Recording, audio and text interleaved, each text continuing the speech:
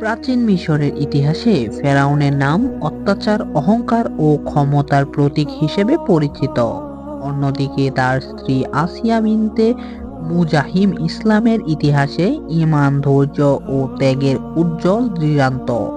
একদিকে পৃথিবীর অন্যতম শক্তিশালী শাসক, অন্যদিকে সেই শাসকের ঘরেই বসবাসকারী একজন ঈমানদার নারী।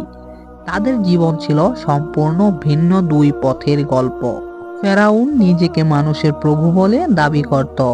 সে মিশরের মানুষকে নিজের দাস মনে করত এবং তার আদেশের বিরুদ্ধে যাওয়ার সাহস কেউ করত না। রাজপ্রাসাদ ছিল সোনা, রূপা ও অমূল্য সম্পদে ভরা।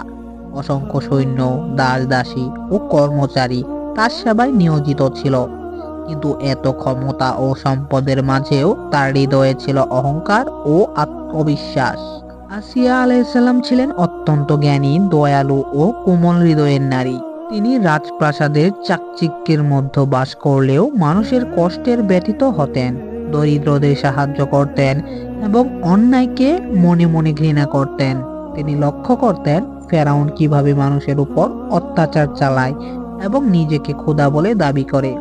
একদিন ফেরাউন স্বপ্নে দেখল যে বনি ইসরায়েলদের মধ্য থেকে এক শিশু জন্ম নেবে, যে তার রাজত্বের পতনের কারণ হবে।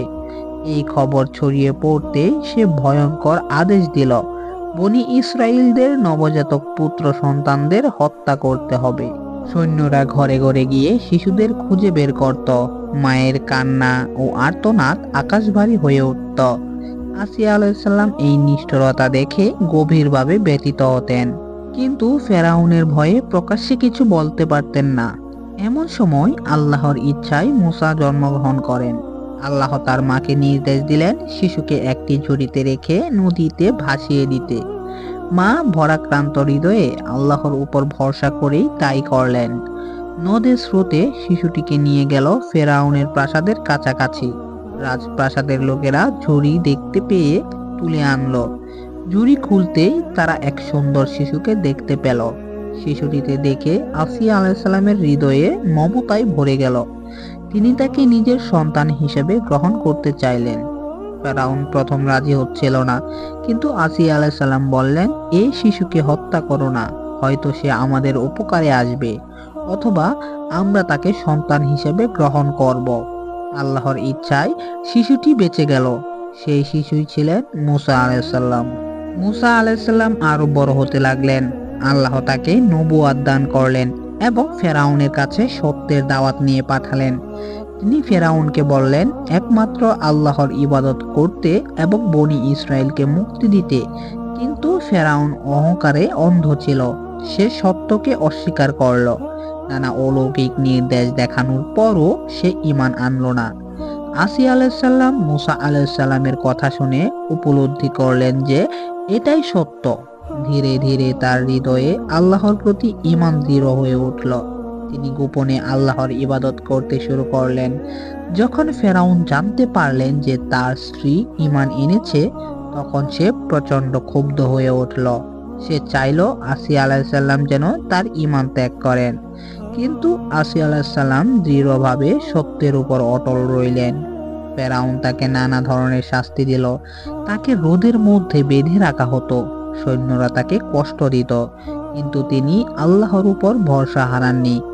অত্যাচারের মাঝেও তিনি আল্লাহর কাছে দোয়া করলেন, হে আমার রব, আপনার কাছে জান্নাতে আমার জন্য একটি ঘর নির্মাণ করুন এবং আমাকে ফেরাউন ও তার কাছ থেকে রক্ষা করুন। মহান আল্লাহ তাআলা তার দোয়া কবুল করলেন। বর্ণনা অনুযায়ী মৃত্যুর আগে আল্লাহ তাকে জান্নাতের মর্যাদা দেখিয়ে দেন। তখন তার হৃদয় প্রশান্তিতে ভরে যায়।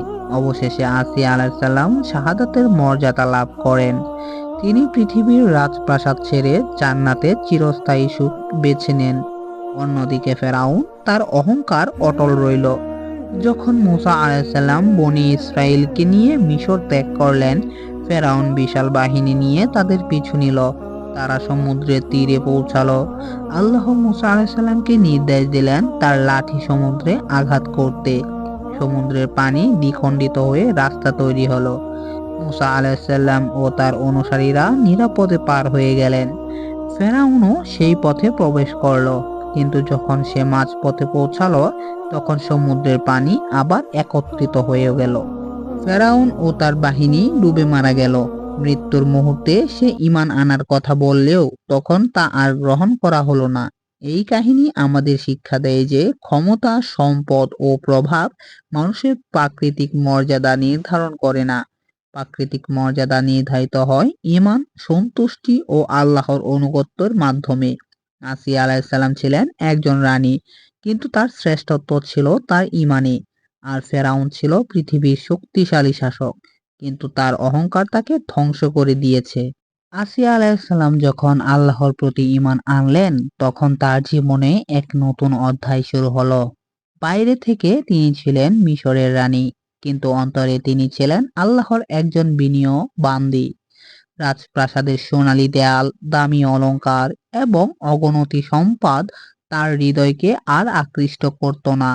তিনি বুঝতে পেরেছিলেন যে পৃথিবীর সব সম্পদ একদিন শেষ হয়ে যাবে, কিন্তু আল্লাহর সৃষ্টি সন্তুষ্টি চিরস্থায়ী। এদিকে ফেরাউন দিন দিন আরো উদ্ধত হয়ে উঠছিলেন। সে নিজেকে উপাসনাগার যোগ্য বলে ঘোষণা দিয়েছিলেন। তার সভাসদরা ভয়ে তার প্রতি কথায় সম্মতি জানাতো। কেউ সত্য বলার সাহস করত না।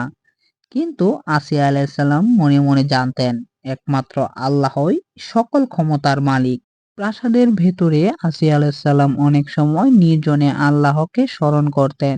তিনি দোয়া করতেন যেন আল্লাহ তাকে সত্যের উপর অটুট রাখে।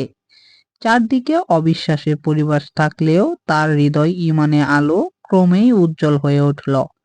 একদিন ফেরাউনের কিছু বিশ্বস্ত লোক তার কাছে খবর নিয়ে এলো যে রানীর আচরণ আগের মতো নেই। তারা সন্দেহ করছিল যে আসিয়া আলাইহিসসালাম মুসা আলাইহিসসালামের প্রতি সহানুভূতিশীল। এই সংবাদ শুনে ফেরাউন ক্ষুব্ধ হয়ে উঠল। সে আসিয়া আলাইহিসসালামকে ডেকে পাঠালো এবং কঠোর কণ্ঠে জিজ্ঞেস করলো, তুমি কি মুসার রবের প্রতি বিশ্বাস স্থাপন করেছ? আসিয়া আলাইহিসসালাম শান্তভাবে উত্তর দিলেন, আমার রব আসমান ও জমির মালিক, তিনি একমাত্র উপাসনার যোগ্য। এই উত্তর শুনে ফেরাউনের মুখ ক্রোধে লাল হয়ে উঠল।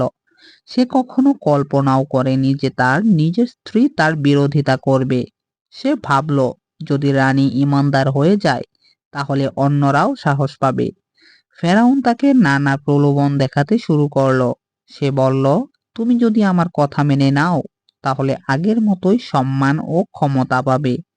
কিন্তু আসিয়া আলাইহিসসালাম জানতেন সত্যের বিনিময়ে কোনো দুনিয়াবি সম্পদ গ্রহণ করা যায় না। তিনি দৃঢ়ভাবে নিজের অবস্থান অটল রইলেন।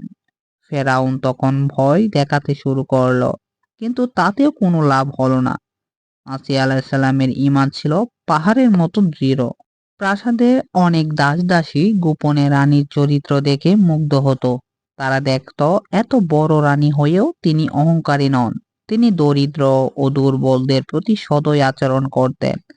তার এই গুণাবলী অনেকের হৃদয়ে প্রভাব ফেলেছিল।